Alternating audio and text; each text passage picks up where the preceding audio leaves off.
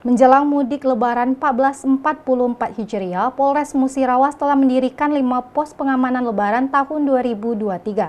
Selain itu, Polres Musirawas juga menyiapkan 250 personil gabungan yang telah ditempatkan di 5 titik pos pengamanan tersebut. Kapolres Musirawas AKBP Danu Agus Purnomo menyampaikan, jelang mudik Lebaran tahun 2023 telah menyiapkan sebanyak 250 personil gabungan yang akan difokuskan di 5 pos Lebaran yang telah didirikan. Dengan sebanyak 250 personil gabungan akan difokuskan di 5 pos yang telah didirikan. 5 pos yang telah didirikan tersebut yaitu pos pelayanan agropolitan, pos pengamanan B Srikaton, pos pengamanan Danau Aur, pos pengamanan Bukit Beton, dan pos pantau BTS Cecar. Musirawas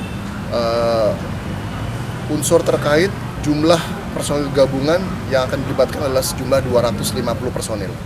Dari 250 personil tersebut nanti kita akan gelarkan ke seluruh wilayah dan kita akan fokuskan kepada 4 titik yang akan menjadi tempat pelaksanaan pos pengamanan, di mana dari 4 ini yang pertama ada di pos agropolitan, kemudian pos Srikaton di Tugumulyo, kemudian satu lagi pos Pambeton.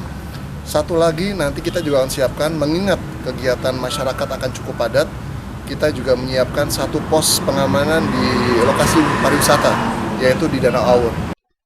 Kembali Kapolres mengingatkan kepada masyarakat yang akan mudik agar selalu waspada dan berhati-hati menggunakan transportasi umum maupun pribadi, sehingga tidak menjadi korban tindak kejahatan maupun kecelakaan lalu lintas.